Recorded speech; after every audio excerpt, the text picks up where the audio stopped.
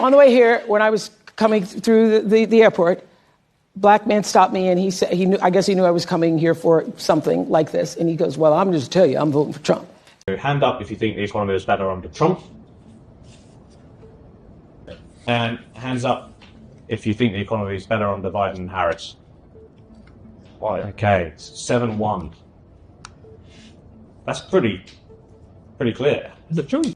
I'm not saying he's like, of course, yeah, like I do say, he has best. He still has. Yes, Oprah was extremely shocked that a black man would walk up to her and voting for Trump.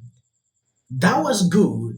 Now going into this clip, black undecided voters in Georgia says the economy was better under Trump. Team Kamala is weak. The focus group was conducted by the Daily Mail pollster. The voters voiced their concern that Harris is a weak leader who keeps changing her positions. Some notable quote from focus group: if you look at the statistics now, we are far worse now than we were before. Everything is worse now with Biden and Harris.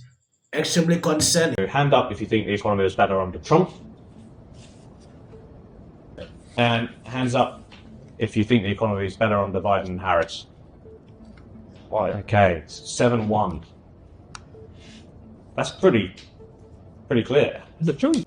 I'm not saying he's like, of course, yeah, like I do say, he has best. He still has a business mindset. I think that lended somewhat. And I think, yes, the trickle down of whatever previous stuff. And I think he just handles certain things a little better. Who does? Trump. Those? He provided more jobs, more opportunities. Similar. Even though he didn't have any experience in politics, but he came in and did a much better job. If you look at the statistics now, we're far more worse now than we were before. Firstly, I just want to ask a general question about Harris, then we're going to show some clips for the debate. What's your biggest hesitation about voting for Kamala Harris? Just, is she going to be able to do the things that she says she's going to be able to do? That's, you know what I mean? Just, is she going to be able to do it? That's my big hesitation. Is she going to be able to get it past Congress? You know what I'm saying? I don't know. Yep. You know. Mikhail, how about you? Everything that glitters ain't gold. Yeah, for sure. It looks great on paper, but I'm not sure it could translate to politics, and if she'll even be able to get it past. Haywood? My thing is her strength. That's my focus for her. You know, is she going to be able to take a punch and give one or two back? You know, that's my biggest thing. And it has nothing to do with her gender, ladies, okay? But we talking about the highest office in the land. Yeah. If it was Michelle Obama, I would feel totally different. Yeah, you know? yeah. Or Hillary Clinton, that's what I'm saying. You can't be weak and hold that off. Yeah, like if you put her next to Michelle Obama, it's like... Or Hillary Clinton. Or Hillary Clinton, it's like it's no comparison on. You can clearly see Kamala's weaknesses here. These people are just quoting what a lot of people are thinking. Watching Oprah yesterday, similar questions like this surface, Kamala is unable to answer.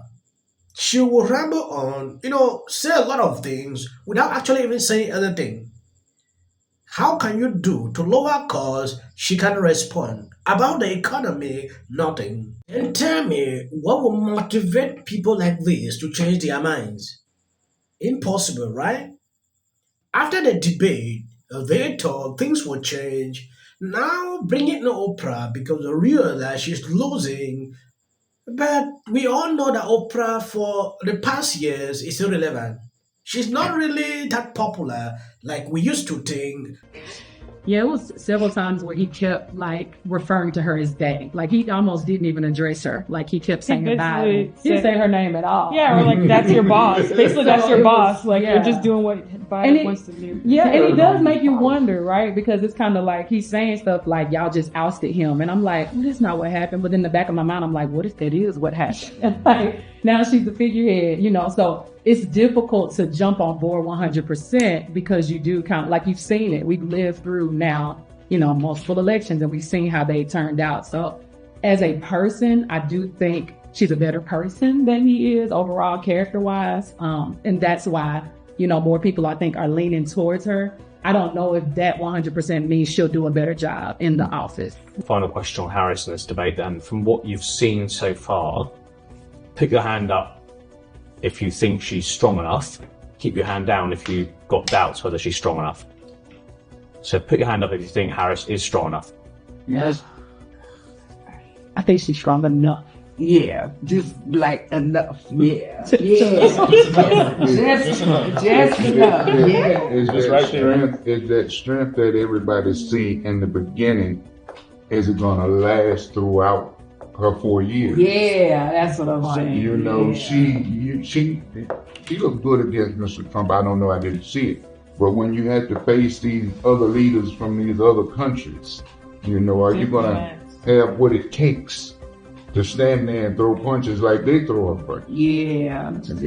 I'm hearing more doubts even from those who got their hands. Yeah, I mean, I think she's strong enough. Just enough. Now, Now. When you take a look at this video, you can clearly see that a lot of these people are concerned with her being weak. She's not powerful. A lot of people would not be afraid of her, and so many things will be going wrong in around the world. That is a clear response after watching this video. And it's very simple as that. A strong leader, just by looking how they speak, can Kamala say, oh, stop, and it happens? Impossible. Trump usually say, every day, if I was there, this would not happen. He has been there, he has been tested and proven, so a lot of people knows what he can do. He cannot just get up and tell you, oh, I will end the Ukraine war in a single day. Impossible, right? He knows that he can do that. So people should understand exactly. The polls are off like they were back in 2020. Look where he goes. He goes to 312. Why is that? Because the polls underestimated Donald Trump in 2020. So the bottom line is, instead of losing those Great Lake battleground states, he wins all of them. He obviously holds on to North Carolina, Georgia, and Arizona, and he gains Nevada. So if the polls are as good as they were in 2020, despite the fact that at this particular hour Donald Trump trails in enough states to give Kamala Harris the victory, if the polls are off like they were in 2020, Donald Trump would actually win the election. There were big elections since 2020 that involved 2022 midterms. What if it was off? Then now compare it to the polling offage of 2022. Look, I think a lot of people are focusing on the 2020 polling, Aaron, believing, oh, the polls always underestimate Republicans. Not always, because look at what happens if the polls are off like they were in 2022.